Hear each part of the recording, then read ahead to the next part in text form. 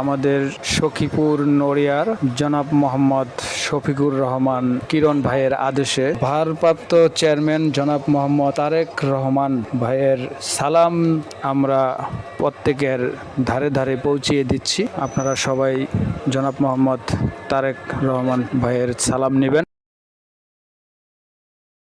বিগত দিনে এমপি ছিল এবং এখন ইনশাল্লাহ এমপি তৈরি করছে। এই 31 দফা দাবিতে কি কি আছে এগুলো আপনারা বাসায় পড়িয়া আপনারা দেখবেন। হ্যাঁ, ভালো ভালো কিছু লেখা আছে। এই দাবিগুলা সরকারের পক্ষ থেকে আমাদের শফিকুর রহমান কিরণ সাহেব উনি ভূমিকা নিচ্ছে, ঠিক আছে। এবং সমস্ত বাংলাদেশি লিফলেট হবে। তবে আমাদের নেতার জন্য দোয়া করবেন এবং দানিশ শেষের জন্য দোয়া করবেন। না ভাই, মহিলা ক্ষমতায় আগামীতে যদি বিএনপি রাষ্ট্র ক্ষমতায় আসে, এইখানে যে 31 দফার কথা বলছে এটা বাস্তবায়ন করবে। স্থানীয় প্রতিনিধি যারা আছে আমাদের ডাকবেন।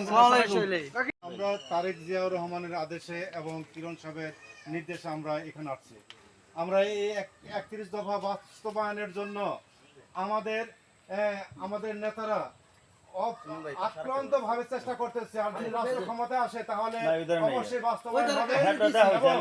আমরা এখন আছি, ভালো মন্দ যে কোনো সময় বলবেন, যে কোনো বিপদে আমাদের কাছে যাবেন, আমরা পাশে থাকবো ইনশাআল্লাহ।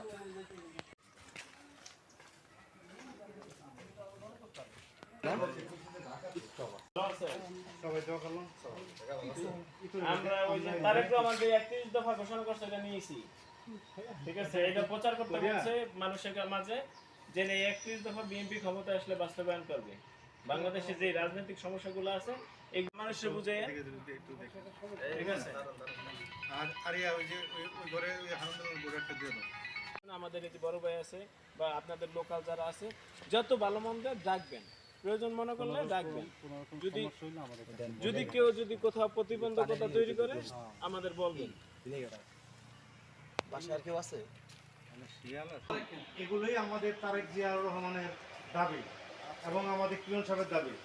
তো দোয়া করবেন আমাদের নেতাদের জন্য আর আমাদের জন্য দোয়া করবেন। কেমন মোটামুটি রাষ্ট্রের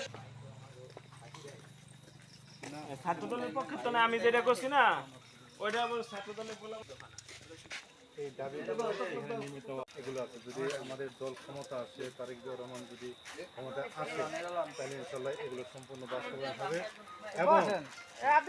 এবং আমরা তাদের পক্ষ থেকে তোদের ভালো মন্দে যে কোনো কাজে আমরা তোদের পাশে থাকবো। সভাপতি সাহেব কই অন্ধকারান হ্যাঁ আবার গুরুম কুন্ডে মাঝখানে কারণ। হ্যাঁ